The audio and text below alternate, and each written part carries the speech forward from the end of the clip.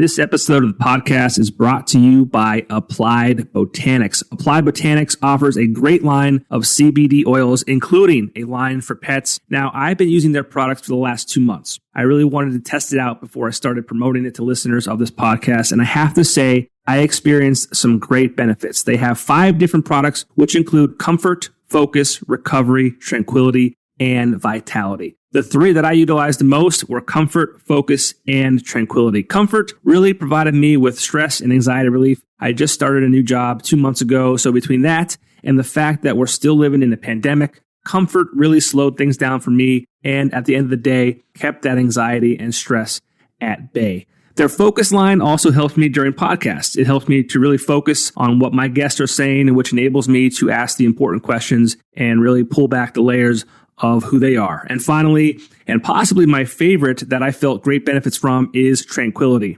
I take it 30 minutes or so before bed, and it really helps deliver me into that deeper sleep faster than I would without it. I wake up feeling refreshed and ready to take on the day. Now, oftentimes people are skeptical of CBD oil, especially when it comes to the price. But whether you're curious about CBD or have used CBD products before, you will find that Applied Botanics CBD is nearly half the cost of other brands. Their thoughts are that using CBD should not require a payment plan. On top of that, listeners of this podcast can get an additional 30% off their first purchase using the code word Popko Project at checkout. So head over to appliedbotanics.com where you can learn more about all their products. And if you decide to make a purchase, use code word Popko Project for 30% off. Applied Botanics. Live healthy and happy. This episode of the podcast is also brought to you by Keller's Garden Center, Lawn Care, and Landscaping Services. Working hard so you don't have to. They will take care of mowing, edging, pruning, trimming, shrubs, mulching, planting, and landscaping. Call them today for affordable and free estimates, weekly, bi-weekly, and monthly weeding and cutting services. And new this year is the Keller's Garden Center. They just moved to a new location across the street from their old location, and the Garden Center will offer landscape design and installation, mulch, rock, plants, trees, and more. They are located on 7 Kern Street in Exeter, PA. Call them today at 570-299-7240. Again, working hard so you don't have to. My guest today is the frontman of the band Anytime Soon, a pop-punk band out of Scranton, Pennsylvania. They will be releasing a new EP on Friday, May 14th, which will be available streaming everywhere. We talk about how the songs came together, how COVID delayed the process, some of the clever marketing avenues taken to get the word out about the EP, life in general, and more. Welcome to the show, Mitch Evans of the band Anytime Soon.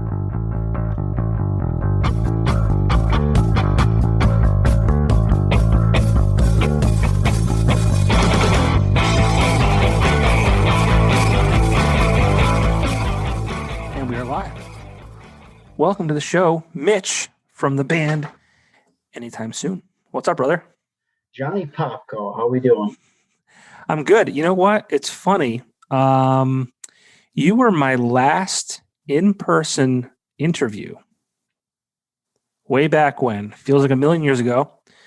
But it was, I think you were in the studio at the radio station. It was March, maybe like March. I forget what the date was. I think I posted it on March 21st. It was before that. I think right before the world shut down. Yeah. I actually watched that today because I knew that we had done that. And boy, were we wrong about so many different things. I tried to get to that today to kind of see where we were back then, but I didn't have enough time. But yeah, I think we were definitely... I don't even know. I think it was still at that point just a, we weren't really sure. I don't think the world shut down yet. We were cracking jokes like nothing was gonna happen. Yeah. Yeah, we were a little bit off on that one. Boy, were we wrong. And then in the same podcast, I'd be like, "Oh yeah, album's gonna be out by the summer." Well, little did we know that I was gonna lose at least 6 months studio time. Oh yeah, I didn't even think about that. I knew we talked about. I think we were promoting a song called "End of an Era."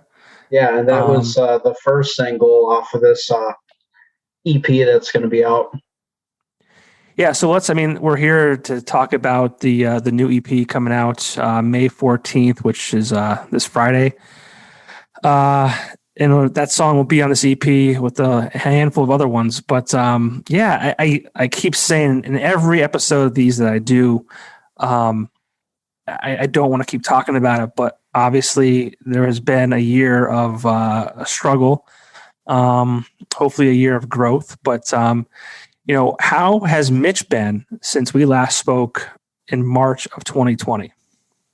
Oh, I've been holding up. I think it was one of those things. I mean, just with music that became absent, and the recording process came to a halt for a while. So I don't know. It was one of those things where rather than dwell on how shitty it was, and we could still all agree that it is shitty, but I just took the time to work on different hobbies. And I think we were briefly going into how I was doing some home renovations, and that got expedited tenfold. I couldn't have accomplished nearly as much without the free time. That's I think that's common with everybody. Like they kind of started lifting the rug, so to speak, Yeah. saying, "Oh, there's no better time." I never had as many free weekends off in my life. Yeah, and thank God, back then prices of renovations weren't where they are today.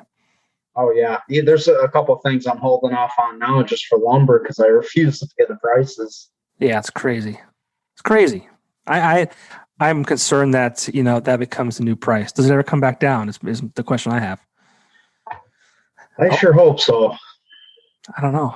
I can't imagine being a construction worker. And I had a guy that he did a bid on jobs that he wasn't able to get to until coming up this in the next couple of months. But he was saying that he gave a quote based on prices that don't exist anymore.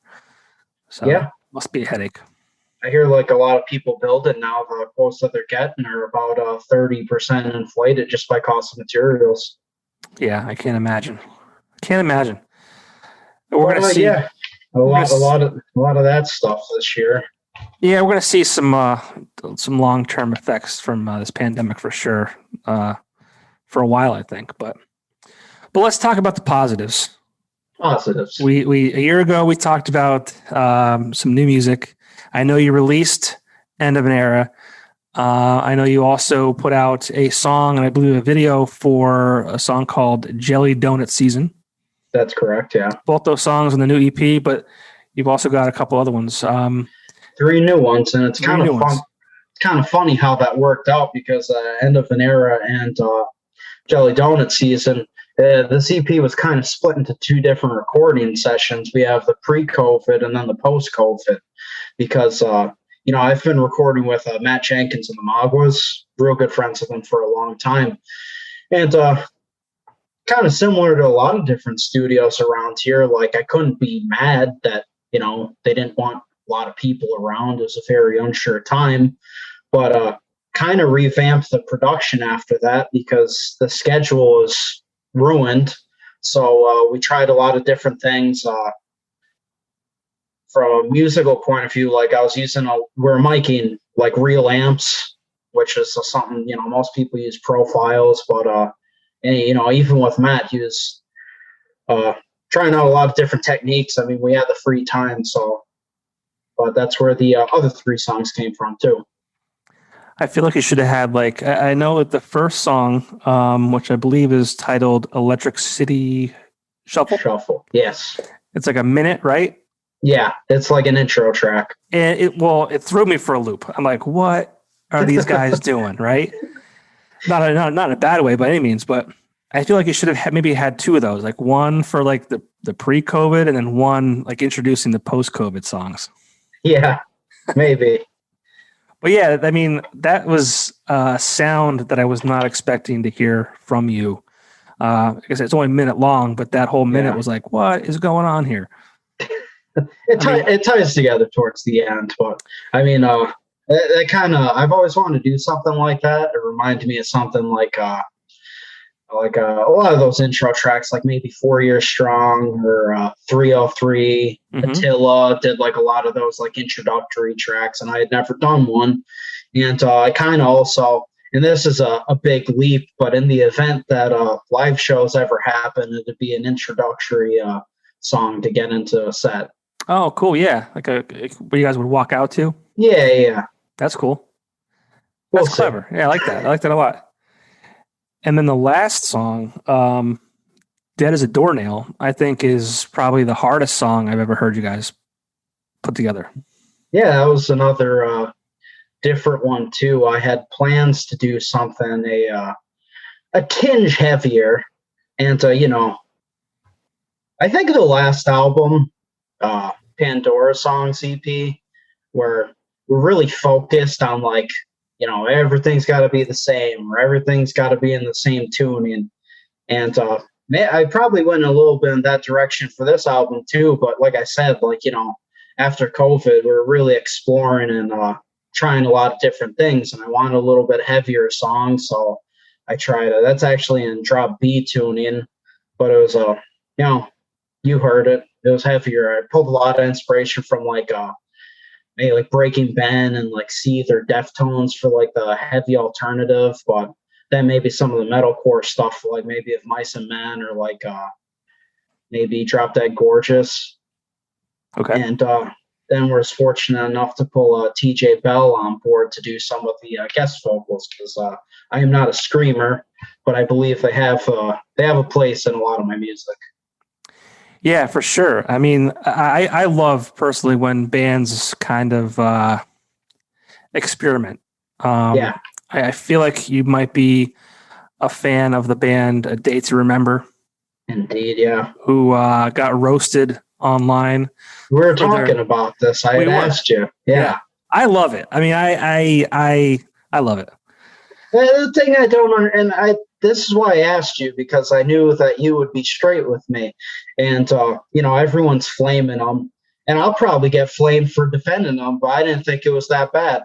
Because if you got to take it at face value, like, I enjoyed a lot of songs on there. Yeah, and I keep saying, like, I mean, who are we to tell bands who are, and you can speak to this, I mean, who are creative people to say, oh, you must do this all the time. Yeah. And like, it's okay for some bands, like, if you talk about Bring Me to the Horizon, like their first album, Count Your Blessings, is one of my favorite. But as deathcore, there's absolutely nothing like what's on the radio now. But people love it, love the new stuff. And I don't know. It's like some bands are allowed to do that and other ones get crucified for it. Yeah, I don't know, man. It's tough to compare people too, because like, how are you going to hold someone that's like 20 years old? Then when they're 35, you're going to hold them to the same standard of musicianship and like just the same. You think the art would be like exactly the same? No, of course not. Yeah, I mean, you're different people. I mean, you're probably writing about different things. I mean, you're in a much different place in your life that, maybe you have, you're married at that point and have kids, and it's just a different world. Yeah. And I kind of think you alluded to a little bit about that with End of an Era, where I think we said in the last interview, like, the whole kind of party phase and that kind of lifestyle was, kind of in the rearview mirror, so to speak. Yeah, it was very transitionary. But I mean, that's what happens. We grow up. I mean, it happens to the best of us. As much as we don't want to. I mean, yeah, I wish I was 21 again with no responsibilities and, man, making $8 an hour. Yeah. Those are the days. I remember in college, I was living at home. I went to Penn State Worthington. I commuted. But, like, just getting a summer job or a part-time job, I mean, that was all cheddar. Like, yeah, I don't have to worry about paying the bills. I mean, I got small stuff, keep gas in the car, but, yeah, it's fool around, booze. Yeah. I didn't have a car payment. My parents, thankfully, they gave me a car. They said, we'll give you the car, but, you have to take care of the insurance and the gas and all that kind of stuff. But, I mean, at that point in my life, the car wasn't worth that much. So I had minimal coverage. And so I was living at home for the first 2 years of college. Life was good, man. Yeah. Lived it up for sure. So where are you at in your life today? I mean, like, I don't know how old you are. I mean, like, I'm 27. 27. So you're still a very young man. I'll take it. Very young man. I don't feel like that all the time, but I'll take it. Are you an old soul? Really not for me to say. But the partying's behind you. A little bit, and I think especially because of COVID. Yeah. That ruined a lot of good partying time that I'm not going to get back. But yeah, I mean, it was a quiet year and a half. And actually, I went to a bar the other night, and I was just picking up pizza for me and some friends. And the one bartender's like, "Oh, I haven't seen you in a while." It's like, yeah, all I do is work now. Yeah. Not a whole lot going on. Yeah. Grown up. All you do is work. That's no fun. And even with like the whole COVID thing, like kind of one of the ways that I socialized was being out playing shows. And even if I wasn't playing a show, I would go out to my friends' shows and do that. And when that went away, it's like that was my gig. Yeah. So, I mean, I talked to a lot of musicians as part of this podcast. And, one thing that, had me worried was the, mental health, not only of, the regular guy who does 9 to 5 and, maybe he lost his job or maybe his wife lost a job and, going through that. But, musicians, they have, writing music, obviously you can still do, but I think an important part of being a musician is playing out, to a live audience. And like we said, that didn't exist. It hasn't existed. I mean, things are finally starting to kind of open up, and I think there's a little bit of a light at the end of the tunnel. But I mean, how is that on your mental health for the past year, not being able to, socialize with your friends and see your friends perform and, you yourself perform? Oh, it was certainly rough. And I feel like I could say this because it's for a lot of other people too, but I think it's another one of those things where I was talking about just making the best of it, seriously taking better care of myself. There's a couple years maybe when I got like kicked off my parents' health insurance before I got like my own at work, it's like, well, maybe it's time to go see, get a checkup and maybe do some of that stuff. And it was a good time for it.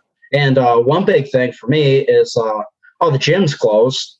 And my younger brother, who plays football in high school, we were able to piece together a bunch of used gear that we found in my parents' basement, like a bench and just some free weights and stuff. And kind of just like working out in my garage, like, like street style. Like prison style. Yeah, no, swear to God, Johnny. I actually, in the beginning of the pandemic, when the gyms are closed, I was a big fan of this guy named Collie Muscle, and he did like a lot of prison routine workouts and stuff. I actually tweeted at him. I'm like, yeah, I've been watching these videos because I'm stuck at home and like I didn't want to quit going to the gym. And he's like, yeah, that's going to come in handy. But, just like calisthenics and body weight exercises and stuff. Keep limber. So you got jacked over the past year. Maintained. Okay. All right, that's better than what I did. Man. Part of me thinks I stopped. I drank less, and then there's other parts of me that thinks maybe I increased my drinking. In that, between March and December of last year, outside of October, because I did sober October. Yeah.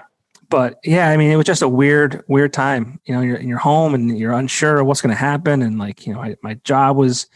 I was in sales, so like, my income was drastically affected by the whole shutdown of many sectors of the business world. And oh man, and then I was home with my son, which was like a blessing. I mean, I never would have got that much time with him, and he's a mama's boy, so like to be able to get that much time with him, I think was good for us because my wife would be heading to work every other day. She was home the others, but I was, full-time stay-at-home dad and trying to get work done too. And that was a challenge for sure. But at the same time, though, I'm sure it was a good opportunity too, because you wouldn't have been able to do that. Exactly. Yeah. I think we created a bond, I guess you could say, one that we didn't have prior to that. Because, like I said, he still is a mama's boy. He'll let me give him a bath these days, which is good. But but yeah, it was just just a weird time. Just yeah. I think I drank. My consumption was more. It was less per session, I guess you could say. It was just more days per week.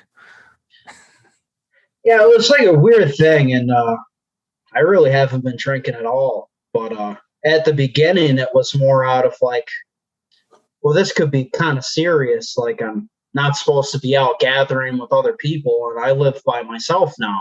So what am I going to do? Like, take down a sixer every night just to pretend like this is normal? No, yeah. Like it's kind of sad when you think about it like that. But yeah, I guess you're right. Yeah, maybe if I had roommates or something, or you're hanging out. Yeah, sure. Well, yeah, but well, I'm glad you got through it, healthy, and yeah, prison workouts, getting jacked. Yeah, I wish I would have done that. I wish I would have done something. Especially during sober October, because like I said, I went 31 days, no booze, but I didn't do any kind of like, working out.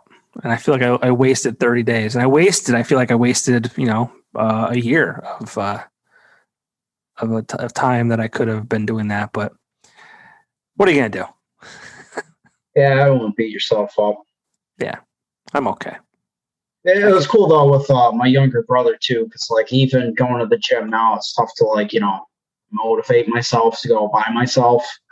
But he had to do it, and I had the facilities, so it kind of just worked out. That's cool. And I mean, are you close with your brother? I think we're closer now. I mean, my youngest brother, we're like 11 years apart. Yeah. So yeah, big gap, and it's one of those things where, like, when he was growing up, like, I wasn't even in the house. So, like, didn't know him as well as my other siblings that were closer in age. Yeah, that's one thing. I'm not that far. My middle brother is 5.5 years younger than me. Mm-hmm. And then my youngest brother is 9 years younger than me. So, like what you're saying, I mean, when I was 16, they were, I can't do maths, whatever the hell that is, like, 9 or whatever. Yeah. I can't do quick math, but yeah, they were kids. Like I'm my brother still to this day will give me like shit about, you wouldn't drive me to school. And I'm like, dude, like I was 16 years old. I'm trying to figure out who I am and maybe try and get like, make out with a girl in the backseat of my car or something. Like, give me a break. Like, it's more priority at the time. If I can go back in time, I would take you to school. I would give you a ride to school. But 16, like I have other things on my mind. Yeah. But yeah, it's unfortunate, and we're still not as close as I would like to be. I mean, myself and my youngest brother are closer now, especially because he's married and has a little daughter. So we kind of relate more on that level, which is cool. But yeah, it's something that I wish we were closer in age. But I'm glad you were able to kind of connect with your youngest. That's cool. Yeah, for sure. But well, not to get off the music, but I do like to kind of have these. No, that's cool. It's fun meandering. Yeah, well, I mean, that's what this is for. I started this because we could do the radio stuff, but it's like a quick 3-minute interview. It's talk about the album and talk about this. And okay, you're done. We'll see you later. Yeah, send you on your way. Yeah, I get to talk to you about life. Yeah, but we're due out on May 14th, which is this Friday. Yes. I don't know when you plan on releasing this podcast either. But I'm hoping either Thursday before or the day of. Okay. All right, cool. I'm going to put a push on it. But you said you worked with Matt Jenkins or whatever he goes by these days. Yes. Yeah. I think we're going with Matt Jenks. Jenks, okay. Well, yeah. Well, and then also the art. You had a familiar name. I believe it was Chris Ventura. Chris Ventura, yeah. Ventura. And I've really been putting him through the ringer on this album. He's taking care of everything. I am printing physical CDs too because I know that's a little old fashioned. I like it. You'll get one. Awesome. But he took care of everything for that. And actually for Dead as a Doornail, we're doing a lyric video for that.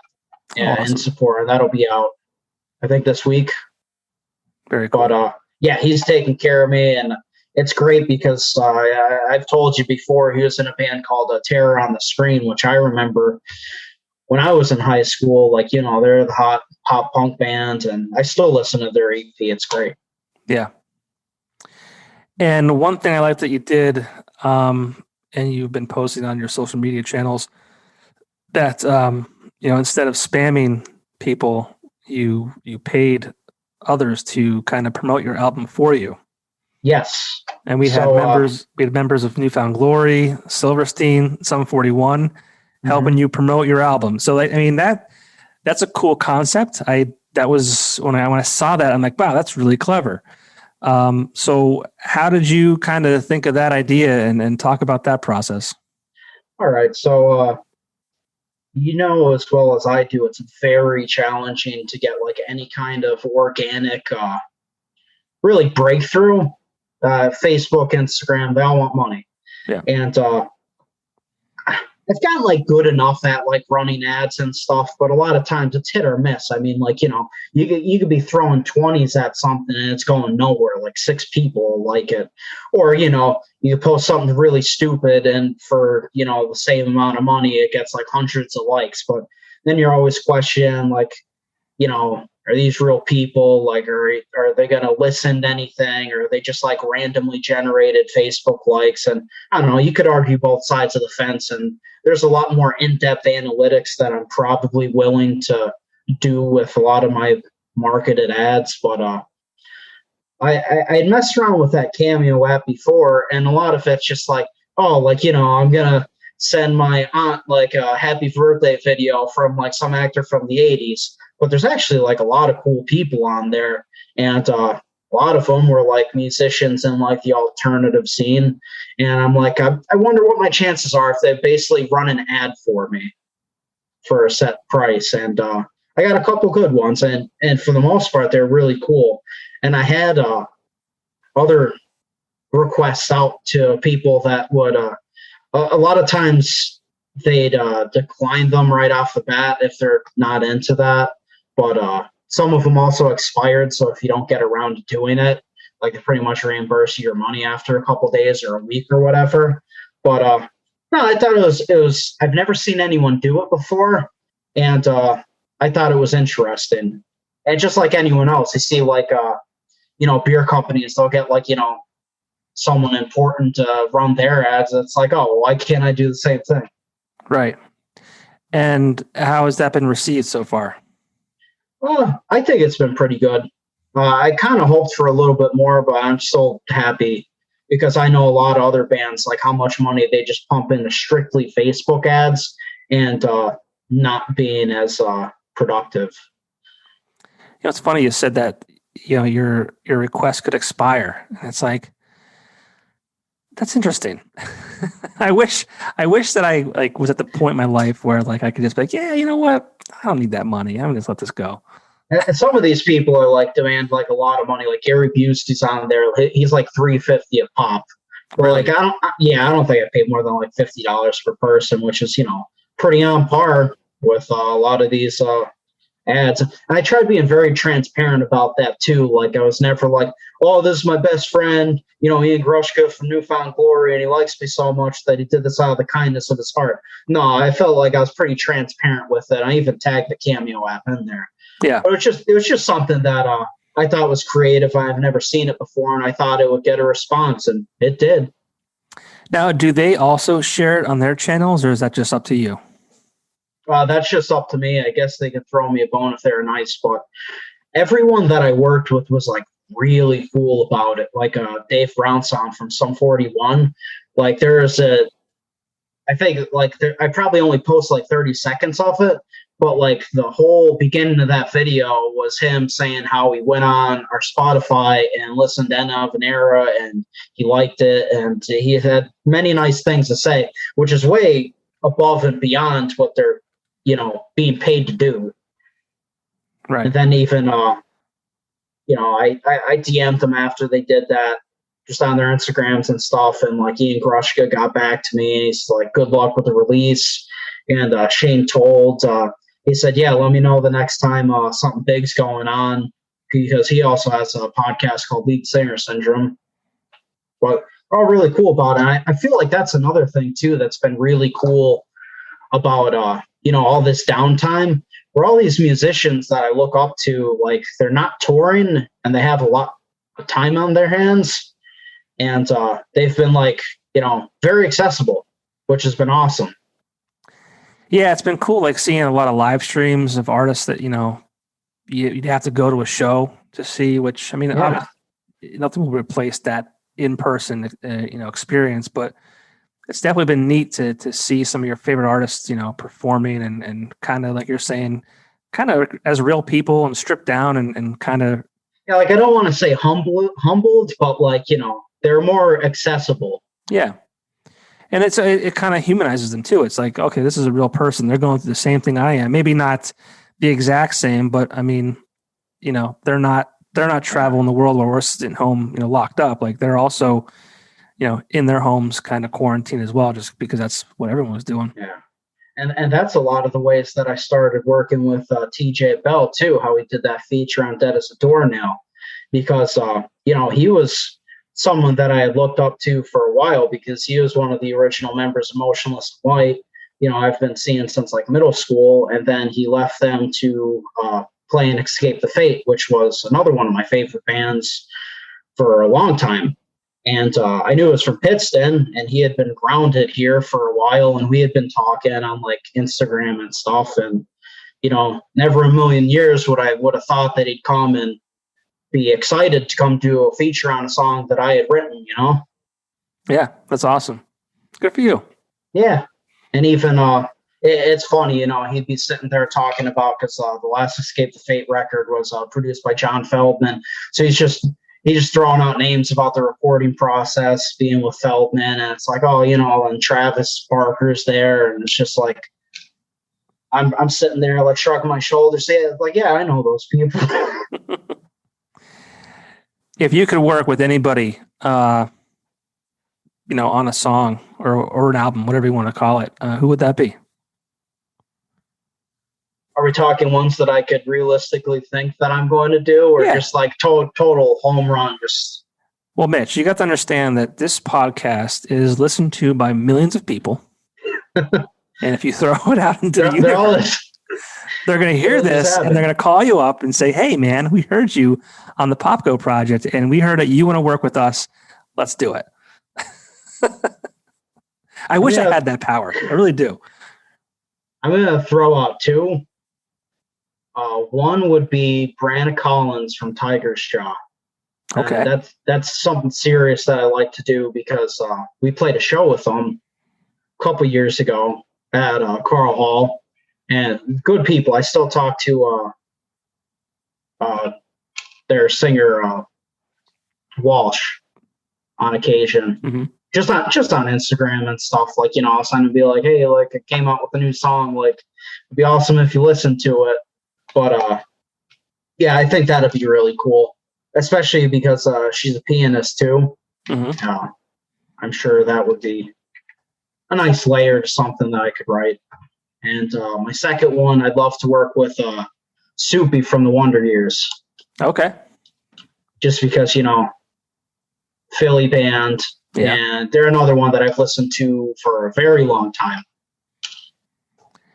Have you listened to the the side project? Aaron West and the Roaring Twenties? Yes.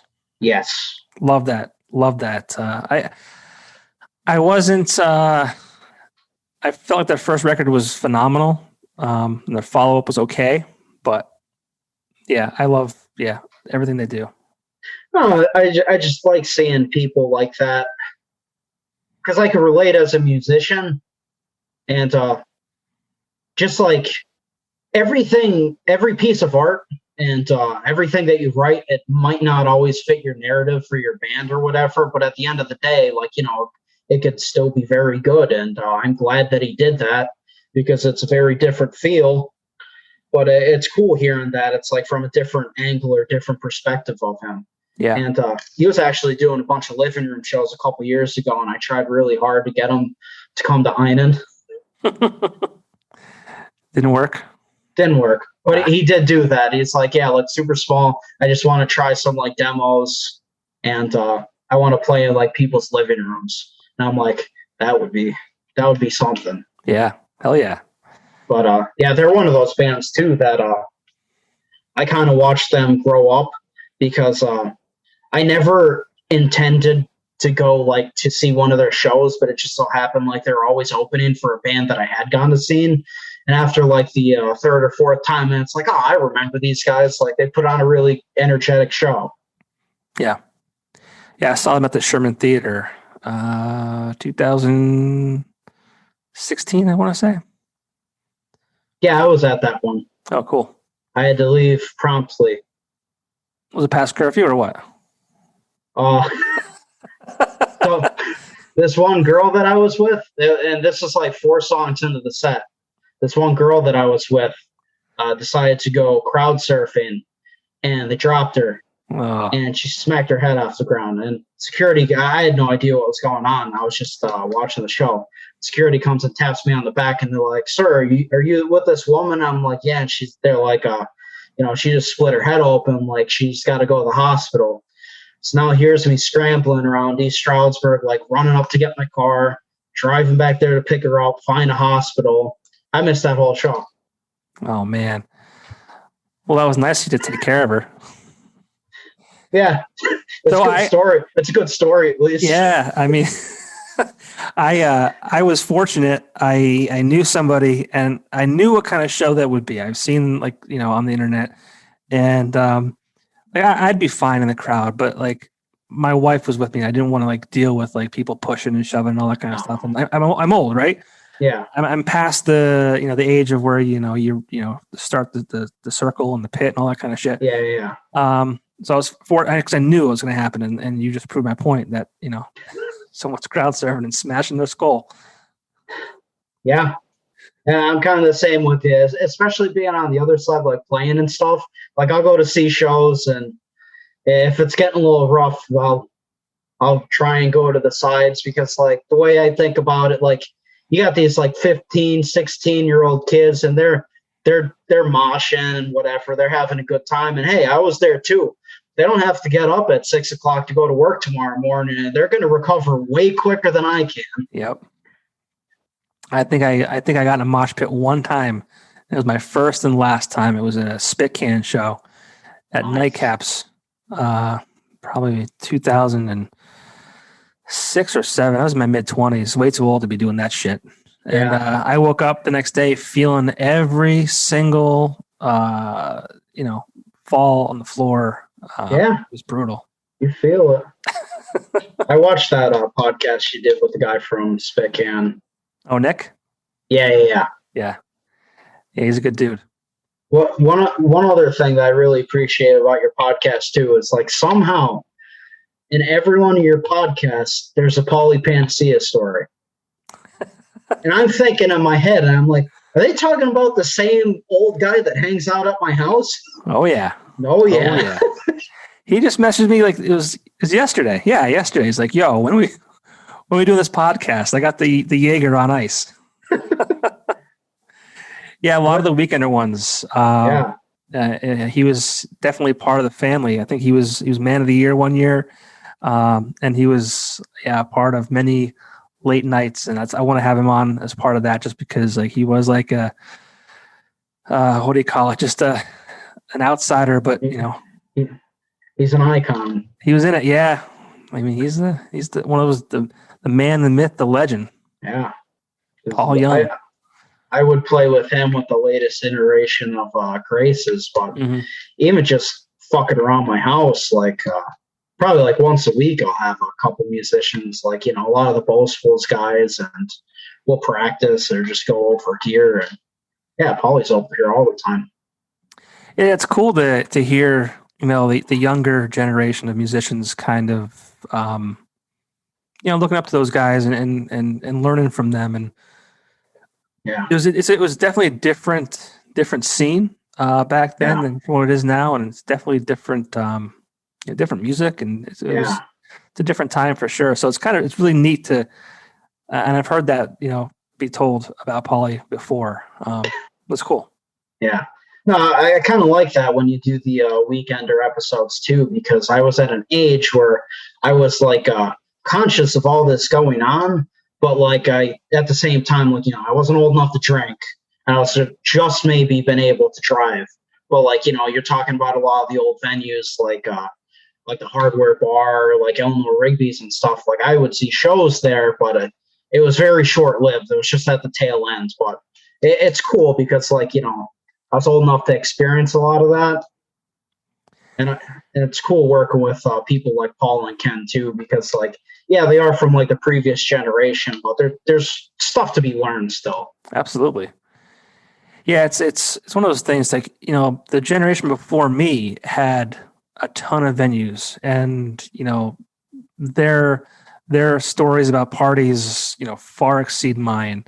And then like, I feel like, mine probably exceed yours, and the amount of venues that I had to go to were probably more than what you had access to. It's weird how every year and every generation it kind of like dwindles, so to speak. And I feel like, in the past like 3 or 4 years, like, live music and you had places like Stage West and the V Spot, and you had the Keys when it was open, and we were kind of getting back to a level of like, places for bands to play out, and the kind of that live scene was kind of flourishing.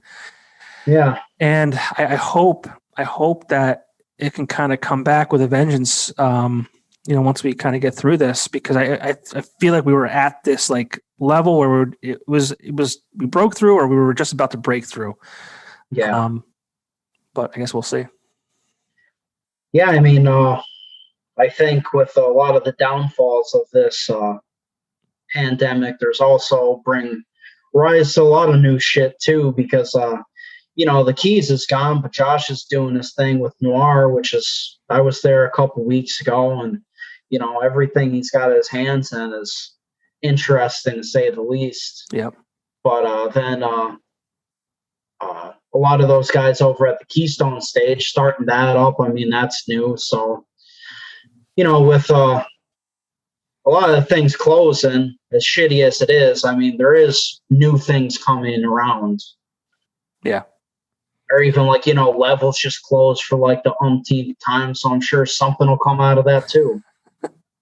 Let's hope. I mean, I can't imagine it not being a venue of some kind.